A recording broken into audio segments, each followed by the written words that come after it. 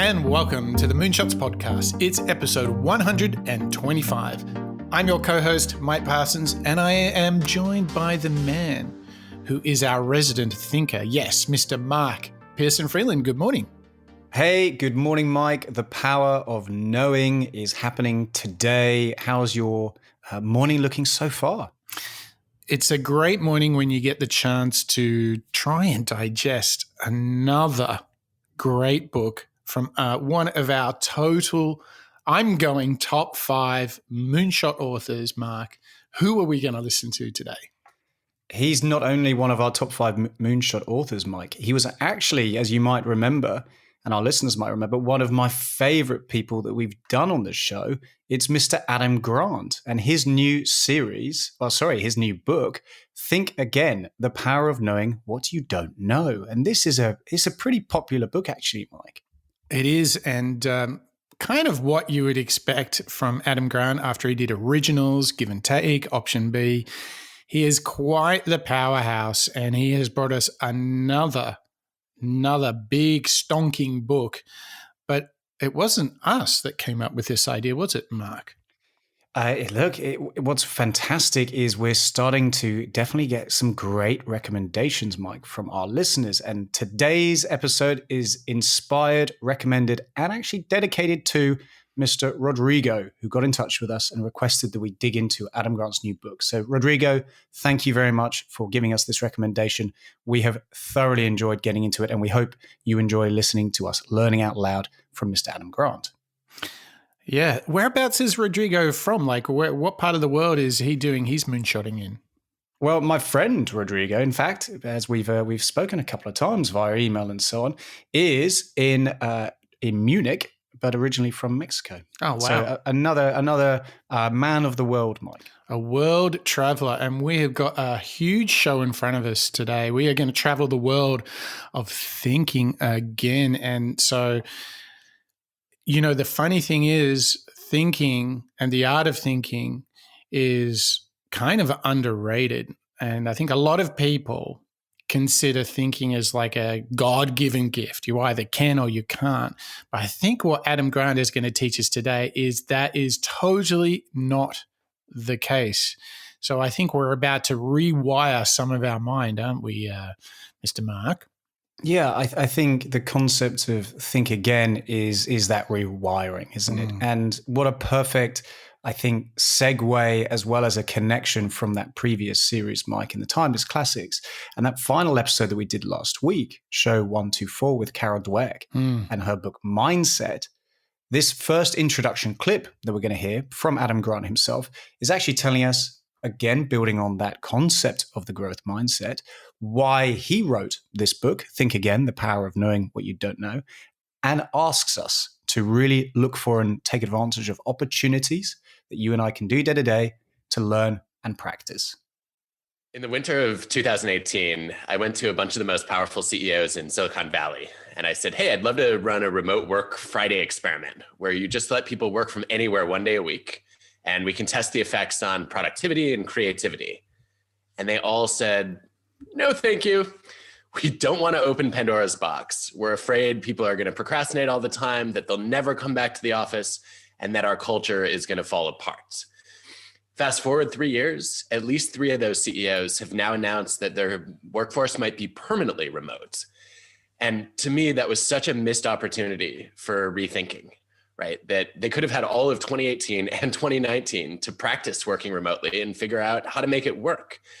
And now I wonder actually if they've overcorrected and that many of these firms should actually be looking at hybrid models as opposed to saying we're completely remote or we're completely in the office. I was struck by what a struggle it was for a lot of these CEOs to rethink their basic assumptions about whether we could get things done and collaborate effectively if we weren't in the same room. And I think that it makes sense to stick to your convictions if the world holds still. But in a rapidly changing world, we need to be as good at rethinking our opinions and our knowledge as we are at thinking in the first place. Wow, the rethinking assumptions. I love what he did just then is he said, look, because the world is constantly changing, you cannot hold assumptions as being fixed, but they must grow, they must change and evolve. And I think that's almost like the very first thing you need to wrap your head around as we take in this book by Adam Grant, Think Again, is that we have to think again because the world is constantly changing. And I would say the timeliness of this book, given 2020, means that things changed a whole lot. And so we must go back to our first principles and go, what do we believe to be true, foundational thoughts? And to challenge ourselves to get into some of those assumptions, maybe even, wait for it, Mark, our bias, right? And really dig into that stuff. And I think that's the invitation, not only of this book, but for the next hour together, we're going to challenge ourselves. We're going to think about where we might have held on to some old thinking. And in the second half of the show, we're going to show you how to embrace new thinking and what it really takes to kind of open up the potential that we all have. Remember, your thinking ability is not fixed. It is not given to you at birth. It is something you can work on. And I think for all of our listeners, I think it's such a great opportunity. If you really open yourself up to the idea that you can actually improve your thinking, your decision-making, your problem-solving by just merely challenging your assumptions and having the right mental models. I mean, wow, what a show. But Mark, what a series, right? Yeah, wow. I mean, not only are we on the back of Carol Dweck's mindset book, but following that timeless classic series, Mike, where we really got into the DNA of how we all think, wasn't it? It was really turning the mirror towards ourselves and talking about how habits are evolved, how we can take pragmatic and practical steps to be perhaps better or calmer individuals in our day-to-day lives. This series that we're now going into, our Thinking Better series, beginning with Rodrigo's recommendation of Adam Grant, Think Again, really gives us this opportunity to go out and put it into practice. We want to, as you've just said, build on this ability to not be stuck to our convictions.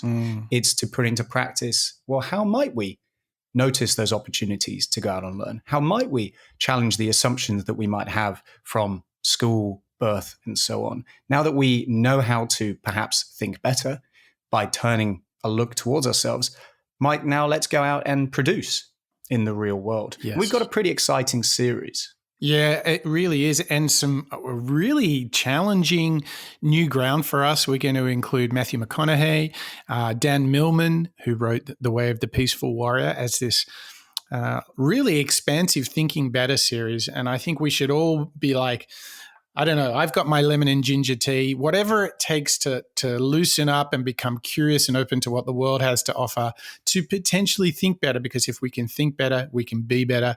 We can really achieve, I think, the very best version of ourselves. And we are going to launch into the first big foundational idea of the book. And that is that we get stuck in an overconfidence cycle. This is all about the idea that we're holding on to outdated ideas and almost blocking out even the potential to refine, to challenge, to improve those assumptions, those baselines, if you will. So what we're going to do is we're going to go through a rip-roaring set of clips that really point out how Adam Grant frames what we do wrong right now. And this is the part of the show where you get to nod along and go, oh, yeah, maybe I do that. Or maybe you see your colleagues or your friends doing it. And this will be a great opportunity for you to better understand our nature to defend our existing thinking and to be resistant to change. This will be a great opportunity to see what that is, understand that better. And then in the second half of the show, we're going to be all about how to reinvent your thinking, how to be curious. And it's going to take a whole lot of courage too. And we're going to show you how to do that as well. But let's kick it off by thinking about this whole idea of let's come into the present. Let's acknowledge what we do, how we maybe get our thinking wrong. Let's start with a thought from the book, Think Again by Adam Grant. And it's all about upgrading your opinion. When was the last time you changed your mind? Many people see virtue in sticking to their beliefs and holding on to strong opinions. But the more willing you are to change your mind, after careful reasoning, and not peer pressure, the more likely you are to rise to the top of any field. Forecasters who change their mind twice as much as other forecasters prior to a final prediction on an election, a sporting event, or where the stock market will be a year from now, produce significantly more accurate forecasts. College students who have more eraser marks on their exams and reconsider their answers before handing in an exam routinely score higher than students who don't rethink their first answer. And US presidents, who are ranked highest among historians, are those who displayed intellectual curiosity and openness and were most likely to adjust their policies based on new information. George Bernard Shaw famously said, "Those who cannot change their mind cannot change anything." Think of changing your mind like upgrading your smartphone. You don't want to be the person walking around with a 10-year-old smartphone. It's slow, prone to crashing, and makes it difficult to communicate with others. Many of us fail to upgrade our opinions and way of thinking because we get stuck in an overconfidence cycle. We form an opinion that feels right. We like feeling right, so we seek information to support that opinion, while discounting and dismissing information that doesn't support our opinion. As a result, we feel validated for holding an opinion, which gives way to more pride and starts the cycle over again. When you allow an overconfidence cycle to continue, you stop learning and stop listening to anyone that doesn't support your opinion. Feeling right is more important than being right. But even brilliant minds get stuck in an overconfidence cycle.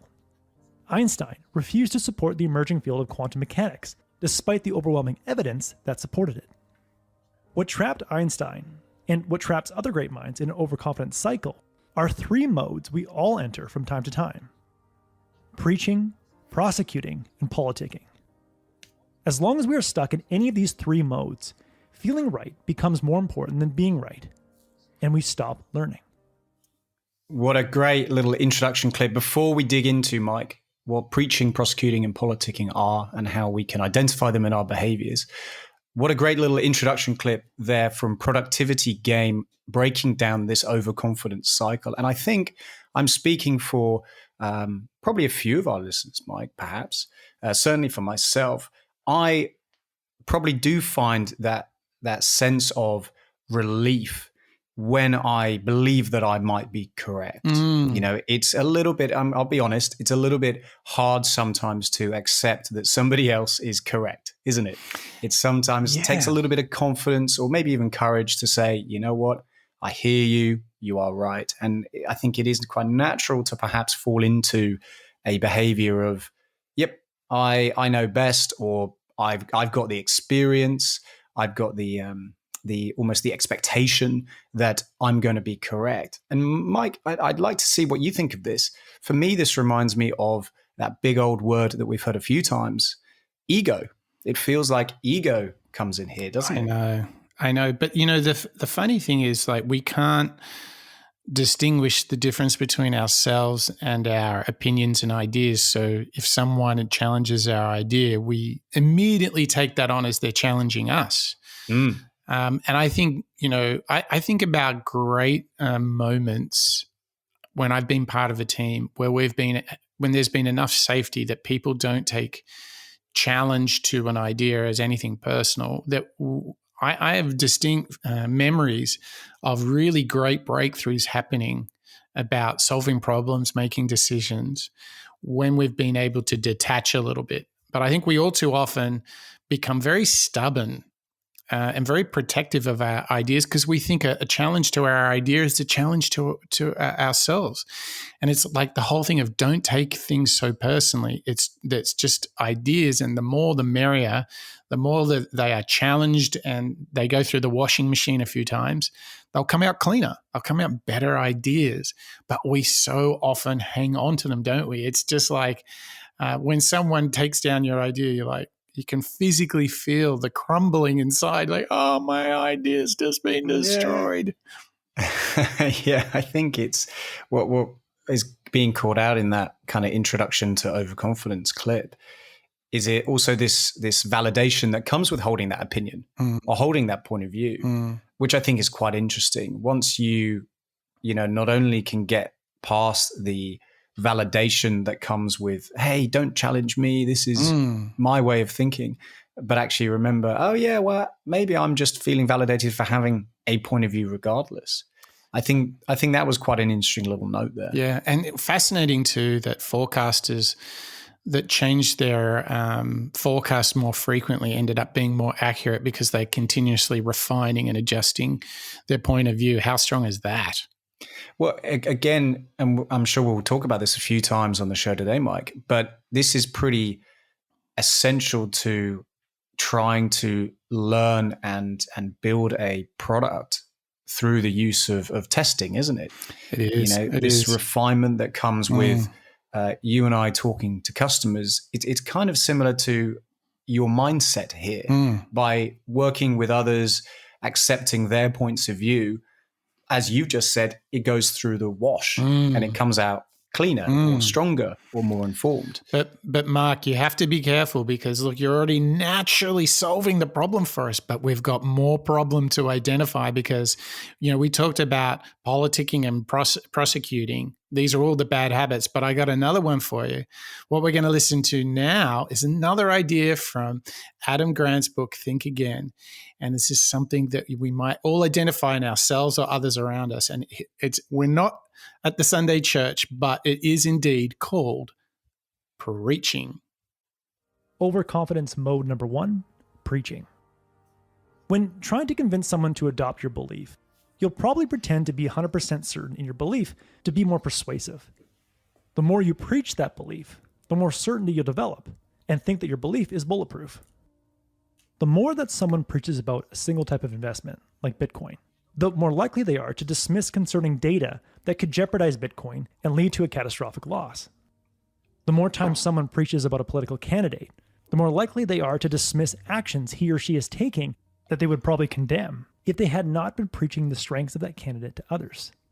So let's break this down a little bit, Mike, because for me, when I, read and learn about this concept of preaching, and like you say, we'll get into proaction later in the show, but a demonstration from my experience with regards to preaching is probably when I'm trying to perhaps sell a solution to a partner or a teammate, maybe.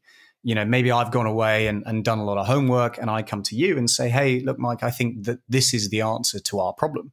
This is the solution. And I will put in a lot of effort to try and convince you around. And in doing so, I'm kind of closing myself off because no longer will my brain take on board any of that feedback because it feels so certain that I'm correct. Is that how you're interpreting the preaching concept? Look, mine is even a bit more nuanced than that. I think what we do is it's like a chant. We're like, the solution to the problem is this. The solution to the problem is this. The solution, and then before you know, like you have, you're drunk on your own idea. You've said it so many times. There's no possible way you could entertain there being any other thing. You're like this preaching gets you in this trance where you think there's only one approach, but also it creates all this social capital that you've been saying this for so long you can't afford to change. It's the preaching to yourself. You've been such an advocate. You've kind of brainwashed yourself, but also in one moment of clarity, you're like, oof, maybe it's this, but you're like, oh, I can't afford to go down that path. Because you've been preaching, you've been out there telling everyone we got to go left, we got to go left. And you're like, left is the only way, left is the only way. And then a little bit of data comes your way which says, oh, you know what? Maybe it's right. You're like, oh, I can't think that. We got to go left. We got to go left. I think this is what happens with preaching. It's like you get in the trance, but also the social capital of pivoting is so big. Like, oh, guys, I know I've been saying this for like a month, but I actually think we should go right now. And this is where, you get into these really, you think about bad decisions that get made. Like you watch history documentaries and like, what's the theme? Someone goes in to another country in battle, they win, and then they don't have any plan for what happens after they win, and then the whole place falls apart. Like just check out the Middle East for like 1,000 examples of that. Like people like just preach, we got to go to war, we got to go to war. They go to war, and then they go, oh, no one's thought about what happens once it's over. right? It's really interesting how this trance that we all get into about solutions, new ways of working. So we've got to make the decision. We've all got to go left. I just don't think you get into a state where you can't afford to even entertain going right. But I think the reason, exactly as you say, is you don't want to confess, is it? I think what Adam Grant's saying is the overconfidence that comes. Well, one of the results of being overconfident is then being afraid to say that you're wrong, isn't it? Yeah. How could it be? I mean, you reject it so fundamentally, don't you? But, the funny thing is, like, we've been talking about preaching, but we're still got more bad habits to recognize, Mark. So let's keep the bad habits flowing. What's the next one? So the next one that was being called out in Adam Grant's Think Again is the concept of prosecuting. And this idea, let's dig into and hear a little bit about what prosecuting is really about. Overconfidence mode number 2, prosecuting. When we think someone's belief is wrong, we get busy building up a case against them and stop considering any valid points they have to say. If someone is busy bashing Bitcoin and looking for reasons why Bitcoin is a bad investment just to score points in a Twitter battle, they'll ignore or discount good arguments for why Bitcoin is a good investment and might miss a great opportunity to diversify their portfolio and protect their savings.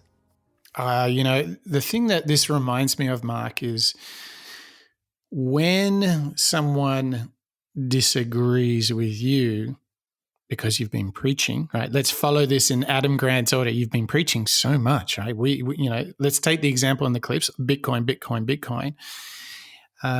Then when someone says, oh, no, Ethereum, you're like, no.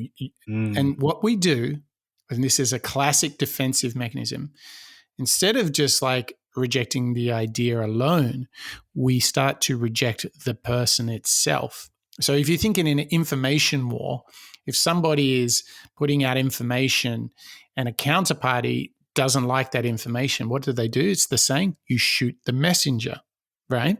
So here what we're talking about is prosecuting, is you not only prosecute the idea in order to like make yourself feel safe because you're in fight or flight because you've been preaching. So this new idea that is different to yours, it's like a threat. So what you do is you not only reject the idea, you reject the person themselves.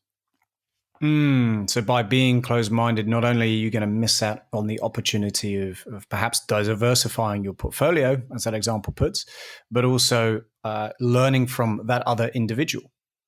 Yeah, because you reject both the idea and the messenger, the message and the messenger, essentially. Because you've been, as we said, your ego was running rife. You think you've got the idea, and then who's this person coming over here saying it's Bitcoin? No. I'm Ethereum, man. Like however you want to play this. The interesting thing that is that it's all like in this world of guessing and assumption and bias, and you're spending all of this energy defending it, right? That's the craziest thing. Like, the best investment opportunity could be staring you in the face, but you're spending so much energy rejecting it on surface value. Isn't that fascinating? Isn't it funny? Have you seen that yourself? Like, can you go back to times in your career where good ideas have been put on the table, but people haven't had the capacity to embrace it? Maybe they've been preaching, or maybe they're just stuck in prosecuting, as Adam Grant would say in his book, The Power of Knowing What You Don't Know, right? How do you see this play out in the workspace, like people just prosecuting like crazy? I think what happens when teams might have this particular scenario is it becomes divided. You might have, let's try and use another example from a situation that I've seen in the past, where you have different creative teams trying to come up with a common goal. Perhaps you're working with a particular business or brand or partner, and you're all trying to come to the conclusion of, let's create something that's great for customers. Let's try and create something that's great for the world. But what happens is there's almost, I wonder whether this is a connection with the overconfidence cycle, a competitiveness. So I might be preaching and saying, no, this is my idea. This is what I think it is. And prosecuting by being closed-minded to the opinions of others. And what happens is people are then drawn apart. Yes. They splinter, don't they? Because there's no common destination anymore. Instead, that journey has become very littered with different opinions and accusations, shooting the messengers, and so on. And what happens is the teams, through overconfidence, begin to fall apart. Yeah, because I think if you're in prosecutor mode, then you see entertaining the other option as a defeat. And that's really triggering the ego, right? So you're like, heaven forbid, I don't want to have my idea defeated. So I will reject this.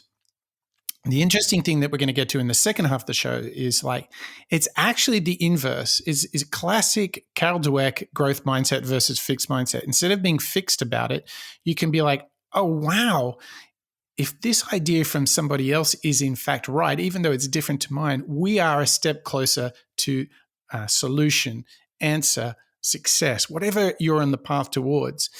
It's just this shift. And isn't it amazing, Mark, that we can all be super smart and see everything happening in the world, but unless we're capable of being disciplined in how we respond to the world, listening, pausing, thinking, it's not about ego. It should just be in the obsession towards the right answer, the right solution, whatever it is.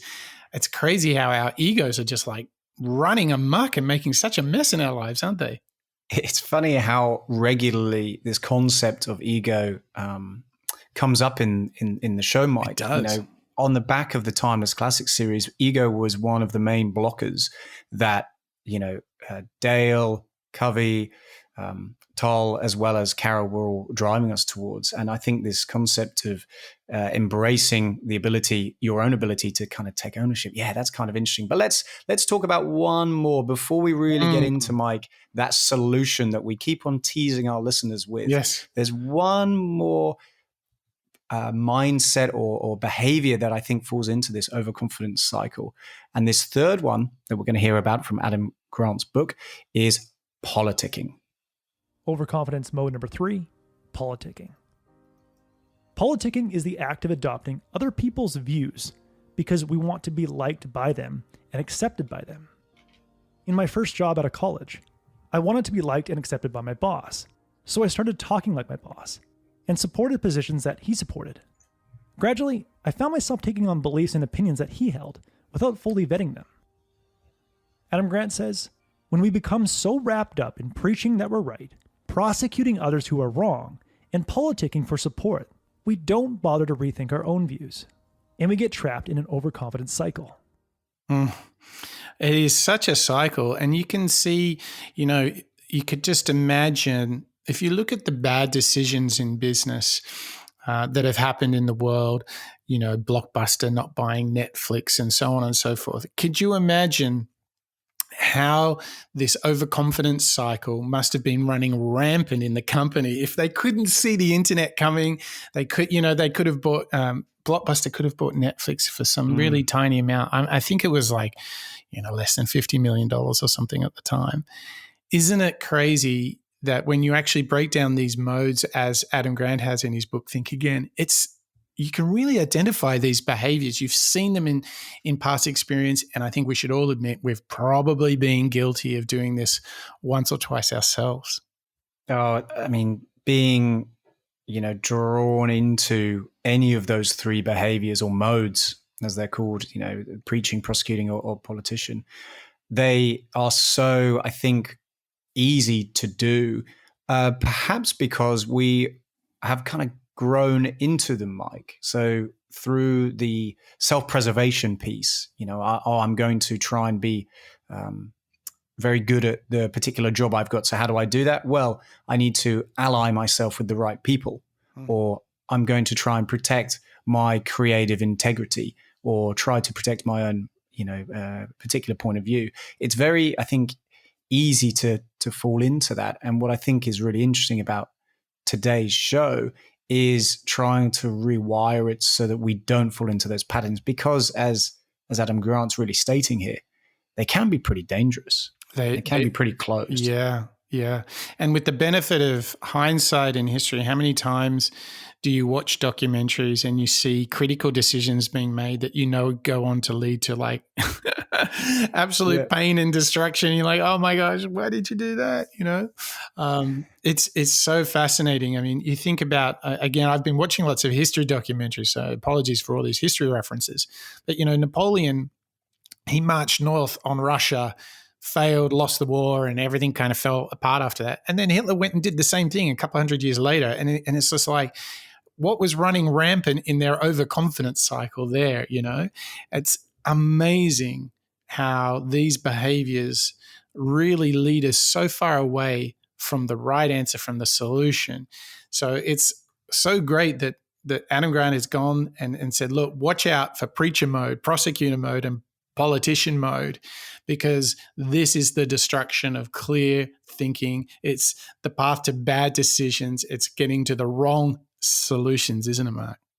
Yeah, getting to the wrong solutions and repeating history. I like these references, Mike, that you've got, because they're building on this idea, and again, we were talking about this before the show with Einstein. Insanity is doing the same thing over and over and expecting a different result. If there is no opportunity for us to challenge ourselves to try and think again and break out of the repetition mode of rinse and repeat and getting the same results, how are we ever going to grow and learn and do something different? Yeah. I mean, it was think about BlackBerry not having the App Store, not having the screen keyboard. There's just like a litany of bad decisions.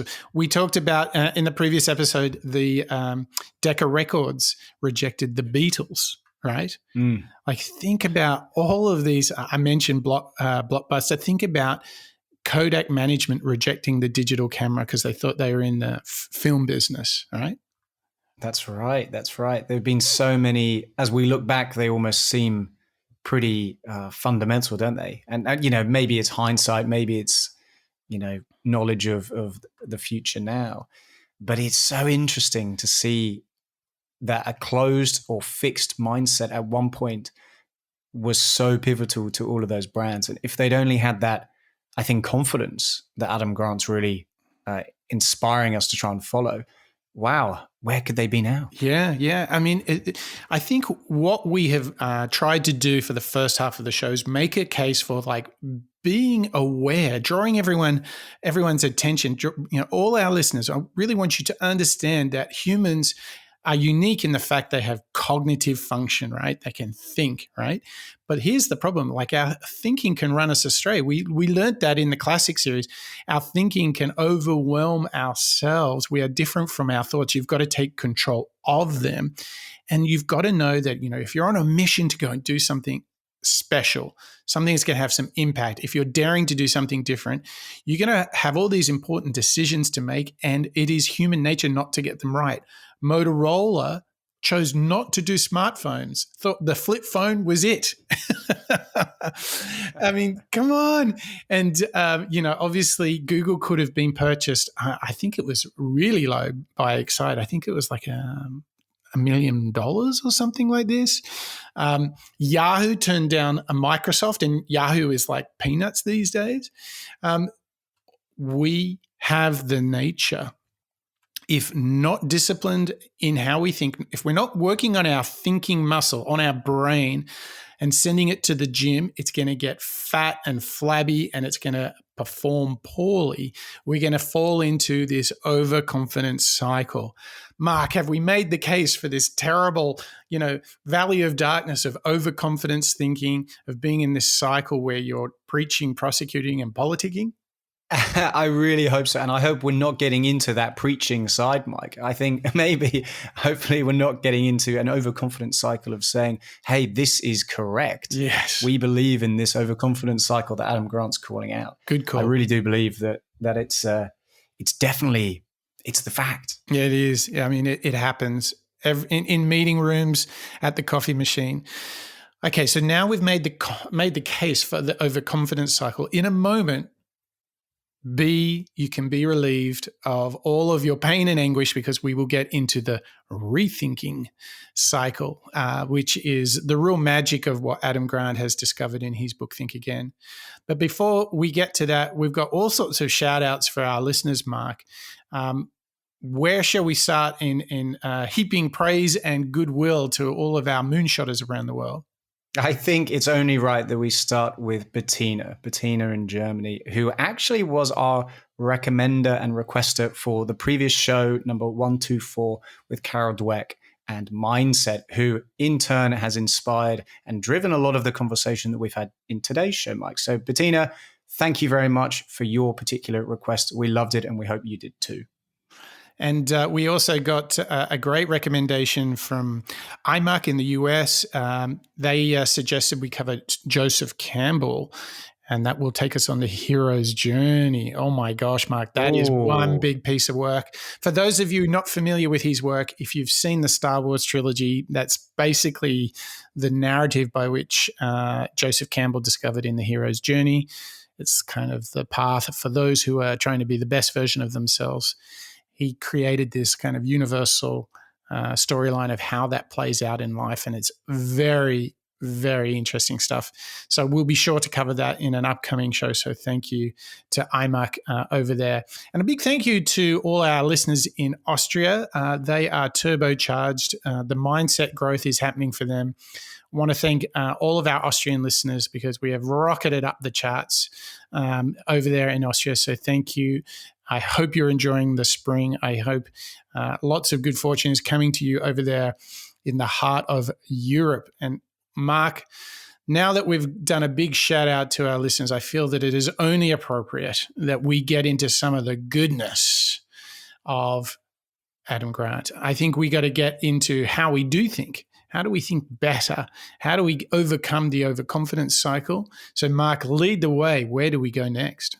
Well, the first thing that we've got to understand is where that destination will take us. So first of all, we've now covered and reiterated this concept of the dangers of falling into an overconfidence cycle. But good news, listeners, is that there is a journey and a destination to get into a better way of thinking. And that's called, in Adam Grant's world, the rethinking cycle. So this next clip we're going to hear about is how we can start to get out of that overconfidence cycle by thinking like a scientist. To get ourselves out of an overconfidence cycle, we need to think like a scientist. When Adam Grant asked world-renowned scientist Daniel Kahneman how he reacts when people find flaws in his research, Danny's eyes lit up and he said, "It's wonderful. I get a chance to be less wrong." Great scientists like Kahneman see ideas and beliefs as hunches and hypotheses that need to be tested. When they encounter data that casts doubt on their hypothesis, they get an opportunity to discover new ideas and better understand reality. When you think like a scientist, your opinions and beliefs are starting points that you expect to revise based on incoming data. Grant says, in preacher mode, changing your mind is a mark of moral weakness, but in scientist mode, it's a sign of intellectual integrity. In prosecutor mode, allowing ourselves to be persuaded is admitting defeat. In scientist mode, it's a step toward the truth. In politician mode, we flip-flop in response to carrots and sticks.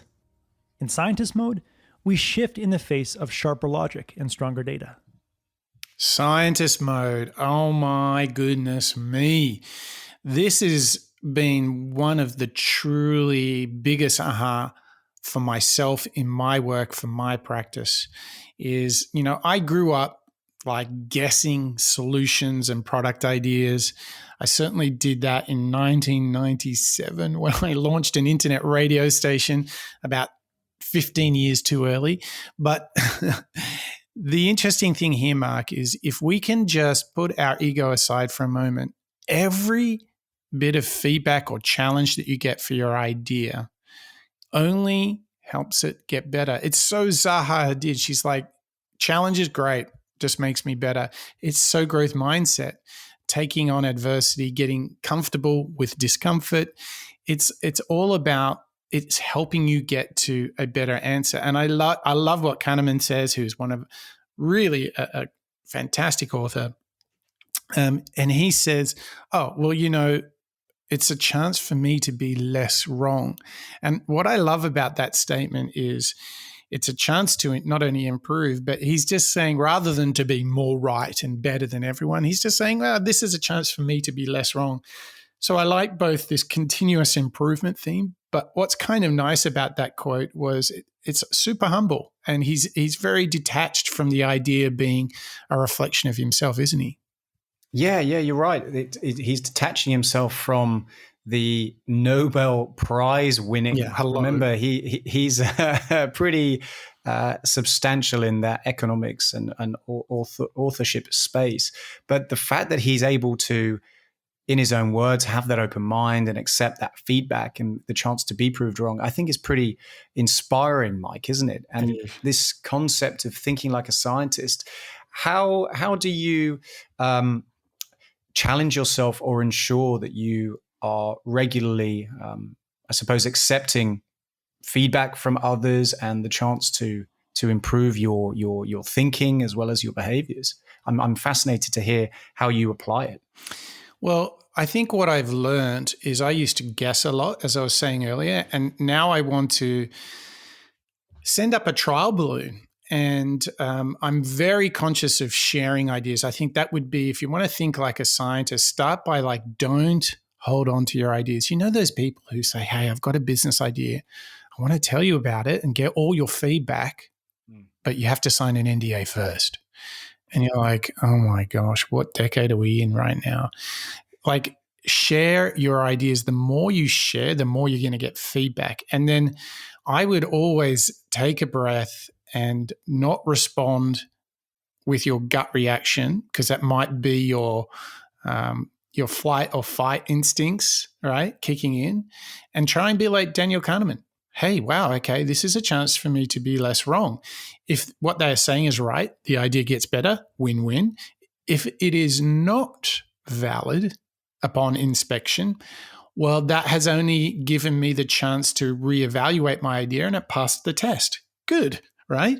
So I think it's this thing that Patrick Lencioni points out in his book, The 5 Dysfunctions of a Team, and that is this opportunity to create trust in a team so really tough conversations can happen, where ideas can truly be challenged without judgment, without prosecution, without preaching or politicking. It's just good, old-fashioned debate of the facts and the insights and evaluating the options for action. I think this is the environment you want to create. And I would always, when having your own ideas and you're sharing them, then the next thing I would always be doing is asking yourself, where is the proof? And I've told this story a lot on the show, that so many people come to me and say, I've got an idea for an app, whatever. And I'm like, okay, how many people have you tested this idea on? And it's always single digits. And that's just simply not enough. If you want to be a scientist, go out and validate with 20, 50, 100 people. Now you're talking about some scientific proof of and at least testing and validating. I mean, this is what the lean startup method is all based on, a more scientific method to validating ideas. So I don't know, Mark, but that's how I try to do it. How about yourself? Yeah, I mean, I taking inspiration from a lot of the references you've just said, I totally agree.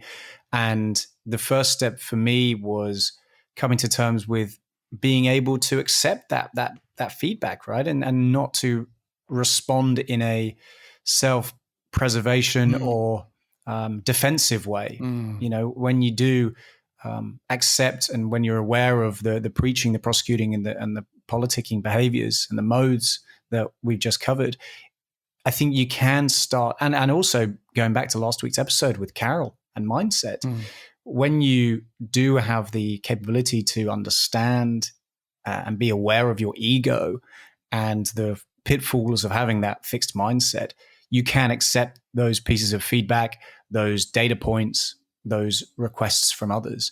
And you're right, that's only going to get better based on that proof, that evidence, removing those gut reactions. I think you're quite right. Yeah, for me, I mean, if I want to be an advocate of, thinking like a scientist, as, Adam Grant outlines in his book, Think Again, for me, what's so brilliant is when you go out and test an idea with third parties. I mean, you have to be a little bit careful that you don't just test with your inner circle, whether it be family or friends or a couple of very, very close colleagues, because their tendency is going to be to just say, yeah, it's a good idea.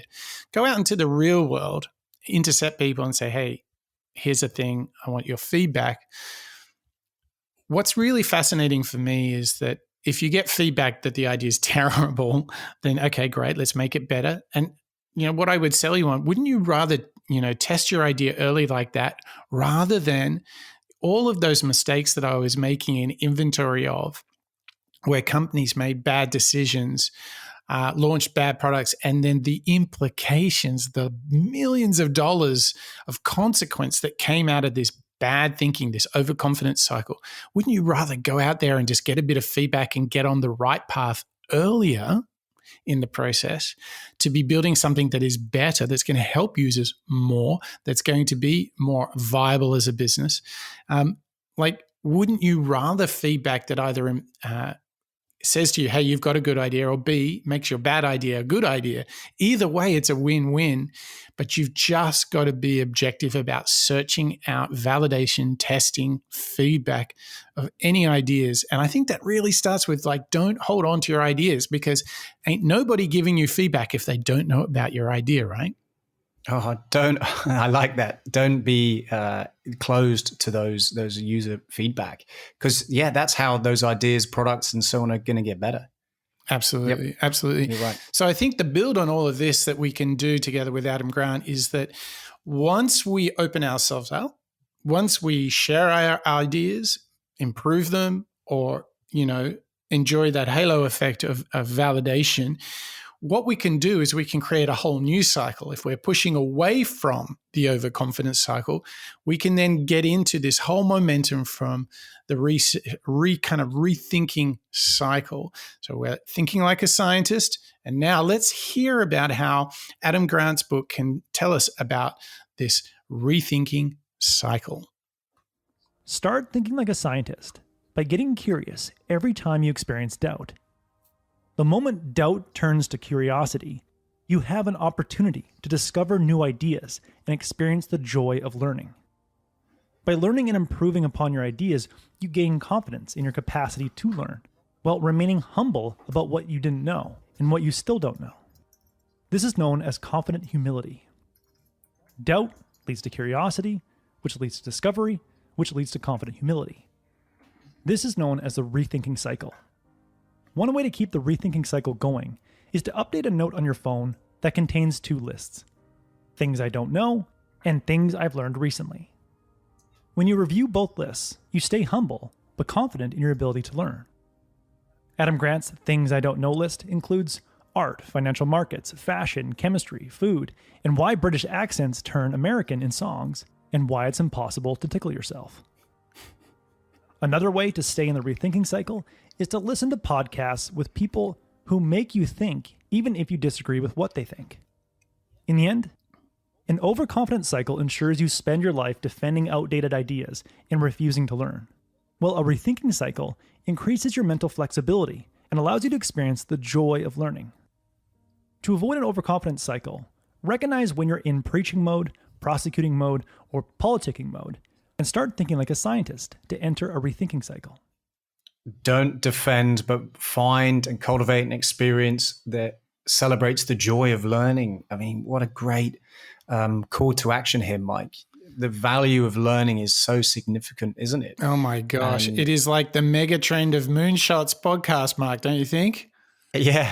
If there's anything that we try and do for our listeners, Mike, it's learn out loud. Yeah. It's leave every show having learned something new. And I love that little tip that gets called out in that clip: keeping a note on your phone or your computer that calls out two things. One, a list of the things that I know, and the second, the things that I don't know. I love the idea of having the mental clarity to accept the things that you don't know, because then it, for me at least, it kind of inspires me to maybe go out and research a little bit more. You know, for example, Mike, I might not know about nutrition that well. Mm-hmm. I might not know a great deal about how to balance the way that I consume food and so on in order to get the most out of my performance, whether it's mental or physical. So maybe that would go on my things that I don't know list. And for me, at least, that would inspire me to maybe take some time out of my day to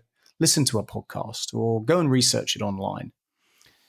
There was a very good moment in that clip where they talked about this key opportunity when you don't know how that's an opportunity. And I want to take us back there just for a moment, because I feel like if there was one thing you could take from this show, if we could get really focused on one moment, it is when we feel like, oh my God, I don't know, I don't have the answer. And I feel like we have a choice. We can either be open to that feeling when we have the thought and then we respond emotionally. We can be optimistic and curious, or we can be negative and shut down. And I feel that might be the magic moment, Mark. If we could take this entire show and say, do one thing as a result of this show, all you moonshotters out there, if you could do one thing, I believe it's the choice of catching yourself when you're about to launch into preaching, prosecuting, or politicking, and rather turning it into more of a growth mindset and say, okay, cool. Let's see how we can take this on board, learn it, understand it, make the idea better, find a solution. Don't you think if we can catch ourselves at that moment, that's where it all changes? Yeah, I think you're right. Carol Dweck was calling it out in the previous show. If you can notice the triggers that showcase your behavior falling into that fixed mindset, you can then know how to react and you can go out and grow. And I think you're totally right here. This is one of the fundamental lessons that Adam Grant's really calling out in the rethinking cycle, isn't it? If you do notice maybe your consistent behavior, you can then choose how to respond. Again, Mike, it kind of feels like we're going back to this ego, isn't it? This awareness of knowing how you respond day to day, historically, whether you fall into your preaching, your prosecuting. And it's okay. We all do it, right? We all do it. We all do it. Yeah.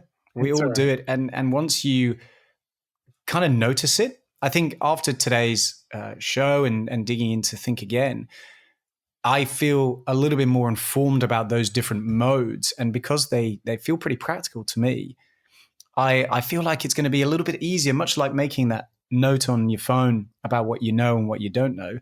It kind of makes a practical or pragmatic list that I can refer back to that then helps me inform or at least direct or take ownership perhaps of how I respond and how I react.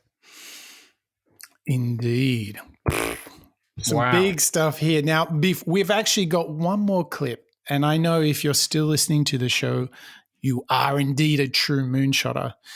And to tease it out, it's two of our most favorite moonshot inspiring heroes. We're going to wrap the show up on that. But before that, we want to invite the hardcore moonshotters, Mark. We've got something we need them to test, to give us feedback. We don't want to be preachers and prosecute and politic about our idea for a mobile app. So what do we want our listeners to do, Mark? Well, listeners, as we try and encourage you to give us your recommendations on who to enable us to go and cover and research in future shows, we want to invite you to pop along to www.moonshots.io and inform us by signing up or not signing up in case, if that's the case, to our beta mobile application. This application will do three things. It's going to enable you to listen as well as interact with the show. You can vote for future shows as well as get some training and even coaching on some of the main lessons and frameworks that we talk about on the show. But as Mike's just said, we're not here to direct or inform what we go out and create for you, our listeners. We'd love to involve yourselves. We'd love to hear from you. And depending on how many people we get signed up, I think in last week's show, Mike, we decided on a nice round 100 listeners. I think signed so. up. Yep. So depending, listeners, on your interest and your desire to come and learn out loud with us, we'll go and create a Moonshot app for your smartphone. So in your hop along. Yeah. Yeah, definitely we'll have it in your hot little hands, right? Just imagine you could learn all the models, you could interact with the show, you could vote up and down for your favorite heroes for us to check in. So whether you want Simon Sinek, Adam Grant, Michelle Obama, you can vote them up and we'll do them on the show, because in the end, we want to build a product here that you truly love and helps you to be the very best version of yourself. But where do they go, Mark? I jumped in. I was so excited. I forgot that you were about to say where they go. Mark, give them the answer. Pop along to www.moonshots.io to find out more. Super. Well, there we go. We've got one more clip, don't we, Mark? And come on, tell them who is the Batman and Robin we shall wrap the show up with. The Batman and Robin, two of our favorite moonshotters. It's Mr. Adam Grant and Mr. Simon Sinek. The fact that these two got together to discuss Adam Grant's new book, Think Again, The Power of Knowing What You Don't Know, was pretty special. And I certainly enjoyed digging into a lot of the things that they had to say. But Mike, we couldn't end the show today without hearing a little bit from the two of them discussing the ideas of others. So this last clip to play us out on today's show, Think Again, it's Adam and Simon talking about how we should all aim for humility. There's a Boris Groysberg study of star security analysts on Wall Street. And a general pattern is when you become a superstar in the investing world, you immediately assume that the grass has got to be greener somewhere else. And now you're worth more, and so you get poached by another firm. And Boris finds that it takes, on average, 5 years to recover your star status once you leave for a new firm, unless you take your team with you, in which case there is no drop in your performance. And so part of what I see there is, if we take your surgeon analogy, you've got these surgeons who think they're individual geniuses. They underestimate how dependent they are on the people around them to be successful. And then they've basically failed to reconstruct the collaborative environment, the routines, the complementary strengths to offset their weaknesses that made them great in the first place. And so I wonder if there's something we can do to help people who think that they're individual geniuses recognize that they're much more interdependent than they are independent. In fact, I wonder if we could have a declaration of interdependence, not just a declaration of independence. Yeah. This is something I've talked about for a while, which is our country has over-indexed on rugged individualism. You know, that it's not all about the me and the self-help and the, like, how do I get ahead? And, you know, like, we have an entire section of the bookshop called self-help. We have no section of the bookshop called help others. And you're right. You know, no single human being has ever achieved anything by themselves. Even if it was just their mom saying, you can do this, you know, there's always someone, a relationship that believes in us. And I completely agree. And I think this goes to humility. Bob Gaylor, who's the 5th Chief Master Sergeant of the Air Force, has my favorite definition of humility. He said, don't confuse humility with meekness. He said, humility is being open to the ideas of others, which I absolutely love. I like that a lot. And so if I overlay that on the Brad Owens work we were talking about, he would break humility down into 3 buckets. The first one is learning from others, which is exactly what that quote is highlighting. The second is appreciating others' strengths, which you could probably argue is a precursor to learning from others. And then the third is recognizing your own fallibility at some level and realizing I don't have all the answers. And I think the meekness part of it is the part that so many people get wrong. One day I was curious, I looked up the Latin root of the word humility, and it turns out it comes from, basically from the earth is the Latin root. So it's about being grounded, right? It's not saying I can't do this and lacking self-esteem. It's saying, you know what, I may have strengths, but I have weaknesses too. I'm imperfect. And because I might make mistakes and I'm human, I need to learn from other people. Yeah, they're not mutually exclusive ideas. I mean, we know people with huge egos that are very humble. And to your point, like, they know they're good, they think they're good, they're ambitious, and yet to all those definitions from Brad Owens, they're open to the ideas of others, they respect others, and they're very open about what they know and what they don't know, and where they need help. Woof. Sinek, Wowza. Grant, same room, talking about how to be the best version of yourself. Does it get any better than that? No, I don't think it doesn't. Learning from others, don't have that fixed approach or that fixed mindset. These two are bringing it home for us, aren't they, Mike? Yeah.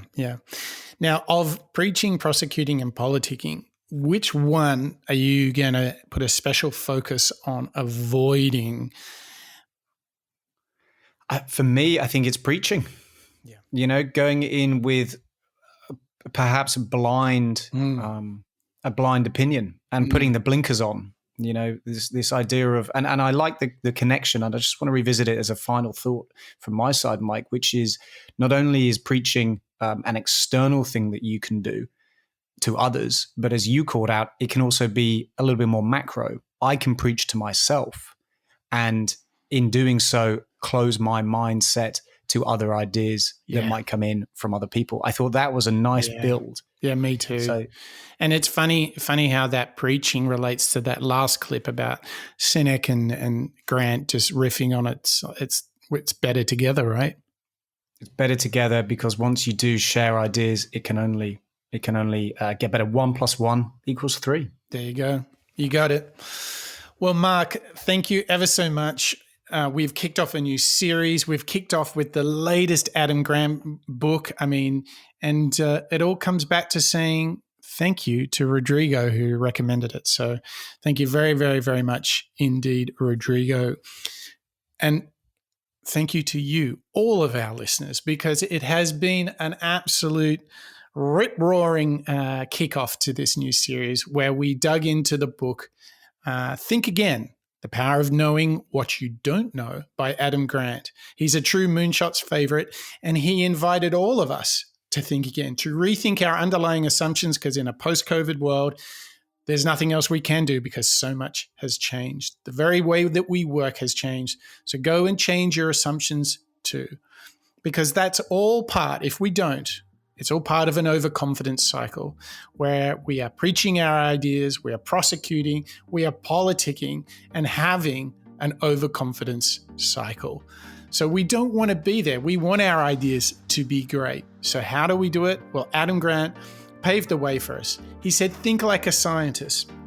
Kickstart a rethinking cycle where you're open and curious in the moment.